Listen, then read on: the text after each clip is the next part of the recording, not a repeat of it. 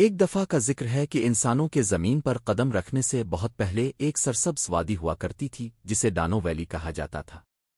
یہ وادی ہر قسم کے ڈائنوسارز کا گھر تھی، بڑے چھوٹے تیز اور سست۔ ہر ڈائنوسار کا وادی میں اپنا ایک خاص مقام تھا اور وہ سب مل جل کر امن و سکون سے رہتے تھے۔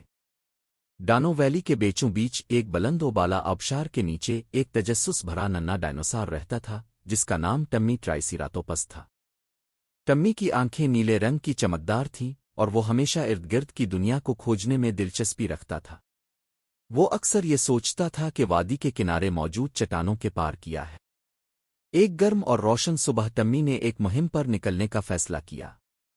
میں ڈانو ویلی کے چھپے رازوں کو دریافت کرنا چاہتا ہوں، اس نے اپنے خاندان سے اعلان کیا۔ اس کی ماں تھوڑی فکرمند تھی مگر وہ جانتی تھی کہ ٹمی ایک نیک دل اور سمجھدار بچہ ہے۔ جوش و خروش سے بھرا ہوا ٹمی اچھلتا کودتا اپنی مہم کے لیے روانہ ہوا۔ وہ گھنے سرسبز پودوں کے بیچ سے گزرا اور بہتے ہوئے جھرنوں کو عبور کیا۔ راستے میں اس کی ملاقات اپنی دوست سیلی اسٹیگوسارس سے ہوئی جو مزیدار پتوں سے لطف اندوز ہو رہی تھی، اور ریکس ٹکس سے جو ایک رنگ برنگے تتلی کے ساتھ کھیل رہا تھا۔ تینوں دوست مل کر اور آگے بڑھے اور ایک قدیم درخت کے نیچے ایک خفیہ غار دریافت کی۔ انہوں نے اندر موجود چمکدار پھولوں اور چمکتے پتھروں کو حیرت سے دیکھا، مگر سب سے حیرت انگیز دریافت ایک چمکدار تالاب تھا جہاں ان کے عکس پانی کی سطح پر جھلملاتے نظر آ رہے تھے۔ جب سورج ڈھلنے لگا اور آسمان سنہری نارنجی اور گلابی رنگوں میں رنگ گیا تو ٹمی اور اس کے دوستوں نے واپس گھر جانے کا فیصلہ کیا۔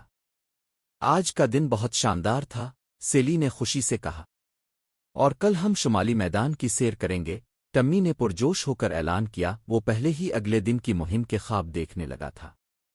چمکتے ستاروں کے نیچے ٹمی اپنے گرم گھونسلے میں واپس پہنچا۔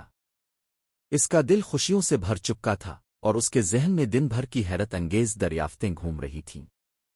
ایک ہلکی سی جمائی لیتے ہوئے وہ اپنے خاندان کے ساتھ سمٹ کر لیٹ گیا اور جلد ہی میٹھی نیند میں ڈوب گیا، جہاں خوابوں کی سرزمین میں ڈائنوسار گھوم رہے تھے اور نئی مہم جو ہے اس کا انتظار کر رہی تھیں۔